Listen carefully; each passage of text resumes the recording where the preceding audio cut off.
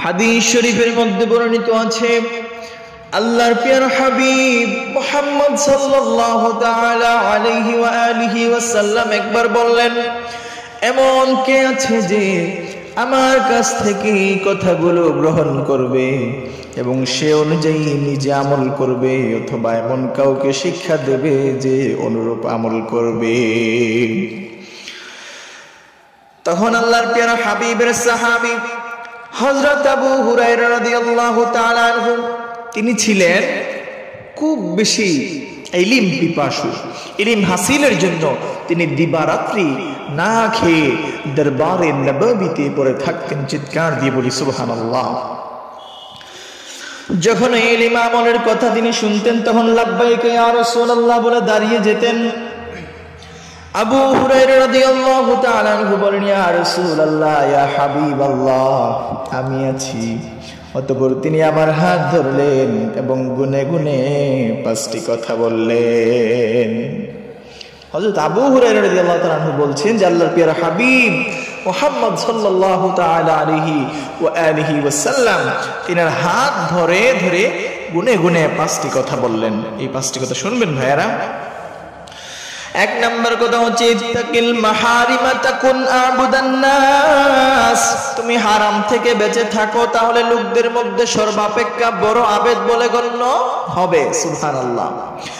2 নম্বর হচ্ছে, ওয়ারদা বিমা কাসামাল্লাহু লাকা তাকুন আওলান নাস। আল্লাহ রাব্বুল আলামিন ধন সম্পদ তোমার ভাগ্যে যা নির্ধারণ করে রেখেছেন তাতে তুমি খুশি থাকো, তাহলে লোকদের মধ্যে সর্বাপেক্ষা সচ্ছল বলে তুমি গণ্য হবে। সুবহানাল্লাহ।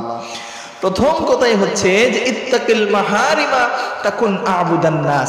তুমি হারাম থেকে বেঁচে থাকো, তাহলে লোকদের মধ্যে সর্বাপেক্ষা বড় আবেদ বলে তুমি গণ্য হবে। আমার প্রিয় ভাইয়েরা, আমরা এখন মনে করি যে এত দোয়া এত মোনাজাত আল্লাহ তাআলার কাছে করি, কিন্তু আল্লাহ তাআলা কেন আমাদের দোয়া মোনাজাত কবুল করেন না?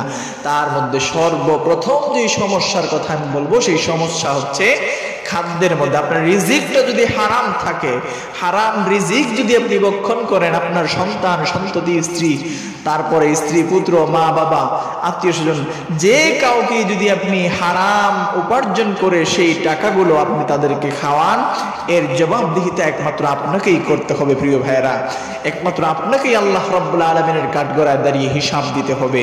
আপনার হিসাব আপনার মা দেবে না, আপনার হিসাব আপনার বাবা দেবে না, আপনার হিসাব আপনার প্রিয়তমা স্ত্রী দেবে না, আপনার হিসাব আপনার কলিজার টুকরা সন্তানগুলো দেবে না। কথা বলেন ঠিক কিনা?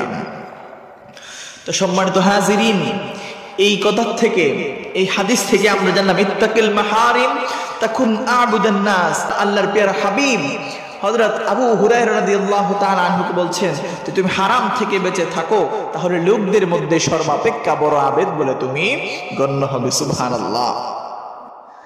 আমার প্রিয় ভাইয়েরা, 2 নম্বর হচ্ছে ওয়ারদা বিমা কাসামাল্লাহু লাকা তাকুন আগনান নাস।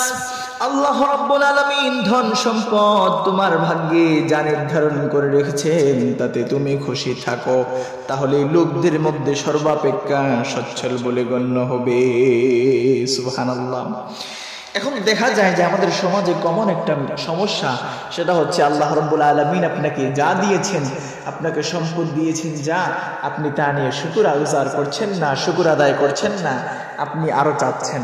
আল্লাহ তাআলা আপনাকে 1 দিচ্ছেন, আপনি আরো 2 চাচ্ছেন। নাউজুবিল্লাহ। আমার ভাইয়েরা, সদা সর্বদা আল্লাহ রাব্বুল আলামিন আপনার ভাগ্যের মধ্যে যা নির্ধারণ করে রেখেছেন সেগুলো নিয়ে শুকরগুজার করবেন, সেগুলো নিয়ে আল্লাহ রাব্বুল আলামিনের শুকরিয়া আদায় করবেন। সম্ভব হলে 2 রাকাত নফল নামাজের মাধ্যমে রব্বে কারীমের শুকর আদায় করবেন। পারবেন তো ইনশাআল্লাহ? আমার প্রিয় ভাইয়েরা, 3 নম্বর শুনুন, আহসিন ইলা জারিকা তাকুম মুমিনা। প্রতিবেশীর সাথে ভদ্র আচরণ করো, তাহলেই তুমি প্রকৃত মুমিন হতে পারবা। এখন দেখা যায় যে আমাদের অধিকাংশ লোকদের প্রতিবেশীর সাথে সম্পর্ক নাই, প্রতিবেশীর সাথে সম্পর্ক বিচ্ছিন্ন, প্রতিবেশীর সাথে ঝগড়া, প্রতিবেশীর সাথে দাঙ্গামা, ফিতনা ফাসাদ, যত সব কুকীর্তি আমাদের বর্তমান সমাজের মধ্যে চলে আসছে। কথা বলেন ঠিক কিনা? আমার প্রিয় ভাইরা 4 নম্বর হচ্ছে ওয়া আহিব্বা লিন-নাসি মা তুহিব্বু লিনাফসিকা তাকুন মুসলিমা। যা নিজের জন্য পছন্দ করো তাই অন্যের জন্য পছন্দ করবে, তাহলে তুমি খাঁটি মুসলিম হতে পারবে।